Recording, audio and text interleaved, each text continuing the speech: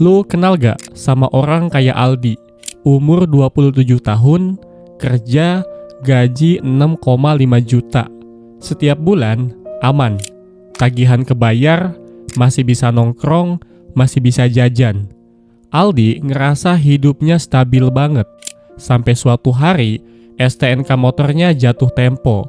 Total bayar pajak hampir 600.000. Belum lagi servis tahunan. Total semuanya hampir 1,8 juta. Aldi panik, bukan karena nggak punya uang sama sekali, tapi karena uangnya udah dipakai buat yang lain.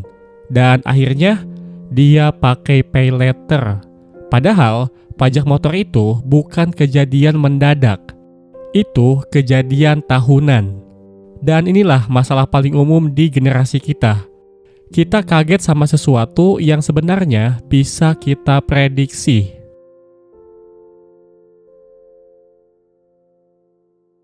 Sekarang gue mau kasih satu konsep, namanya sinking fund. Secara sejarah, konsep ini dulu dipakai pemerintah dan perusahaan besar.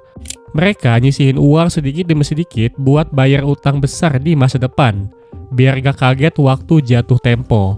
Sekarang, konsep itu dipakai di personal finance. Sinking fund itu sebenarnya simpel banget.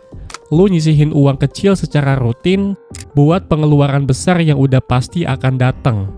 Bukan kalau-kalau, tapi memang pasti bakal datang. Nah, ini penting. Sinking fund beda sama dana darurat. Dana darurat itu buat kejadian gak terduga, kayak PHK, sakit mendadak, atau rumah bocor. Sinking fund itu buat kejadian yang bisa lu prediksi. Misalnya kayak pajak motor, servis tahunan, mudik, THR orang tua, liburan akhir tahun, atau ganti HP.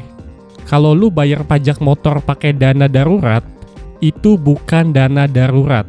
Itu namanya salah perencanaan. Sekarang kita lihat fakta dulu. Menurut data, sekitar 70% masyarakat Indonesia belum punya dana darurat yang memadai. Dan hanya sekitar 29% yang menabung secara konsisten setiap bulan. Itu berarti mayoritas masyarakat kita masih hidup dengan pola reaktif. Singkatnya, mereka baru bertindak atau merespon setelah suatu masalah atau kejadian benar-benar muncul. Kalau ada pengeluaran besar, baru mikir. Makanya, layanan pay later dipakai oleh 70,5% konsumen dalam setahun terakhir. Lonjakan paling tinggi terjadi di kuartal 1, yaitu menjelang Ramadan dan Lebaran. Dan kuartal 4, yaitu akhir tahun dan liburan. Kenapa? Karena nggak ada sinking fund. Sekarang pertanyaannya, kenapa sih kita gagal nyiapin sesuatu yang sebenarnya pasti datang? Jawabannya ada di salah satu fenomena psikologi. Richard Thaler, peraih Nobel Ekonomi, jelasin konsep mental accounting. Kita memperlakukan uang beda-beda tergantung sumbernya. THR dianggap uang bonus. Bonus kantor dianggap uang bebas. Akhirnya, habis buat liburan. Padahal, secara logika, uang ya tetap uang. Harusnya sebagian masuk sinking fund. Lalu ada teori dari Daniel Kahneman dan Amos Tversky, namanya planning fallacy.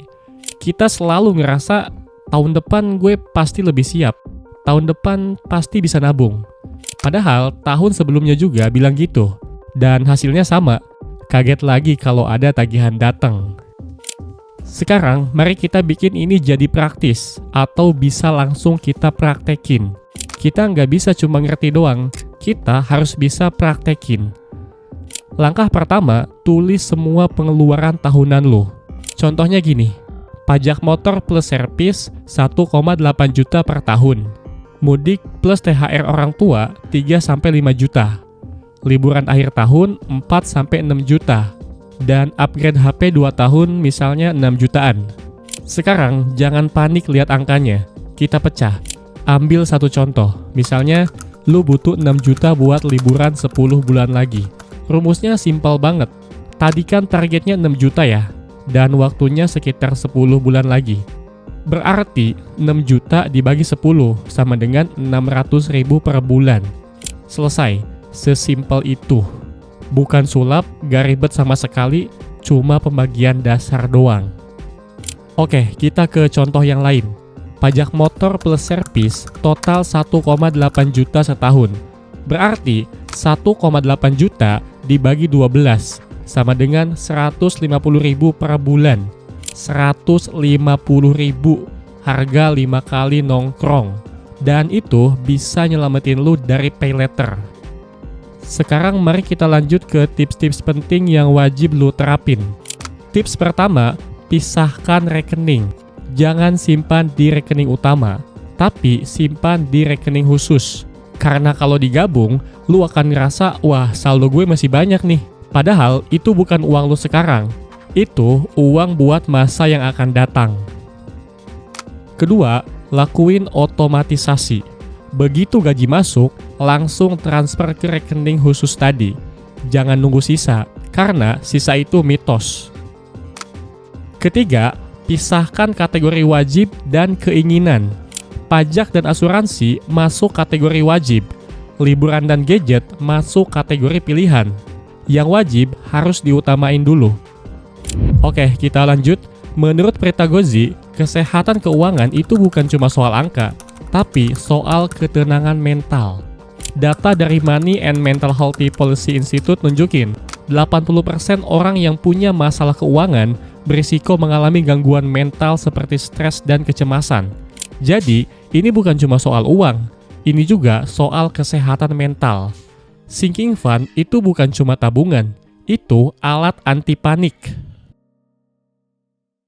Sekarang kita balik ke Aldi. Bayangin, kalau dari awal dia nyisihin 150.000 per bulan, waktu pajak jatuh tempo, dia tinggal bayar. Tanpa panik, tanpa cicilan, dan tanpa stres. Dan dana darurat dia tetap utuh. Karena yang bikin kita goyah bukan pengeluaran besar, tapi pengeluaran besar yang datang tanpa persiapan. Generasi kita hidup di era paling gampang banget buat pakai kredit, tapi jarang diajarin cara nyiapin uang. Sinking fund itu sederhana, tapi dampaknya besar banget. Karena setiap kali tagihan datang, lu nggak lagi takut, lu siap. Dan orang yang siap nggak perlu lari ke hutang. Sekarang pertanyaan terakhir buat lu.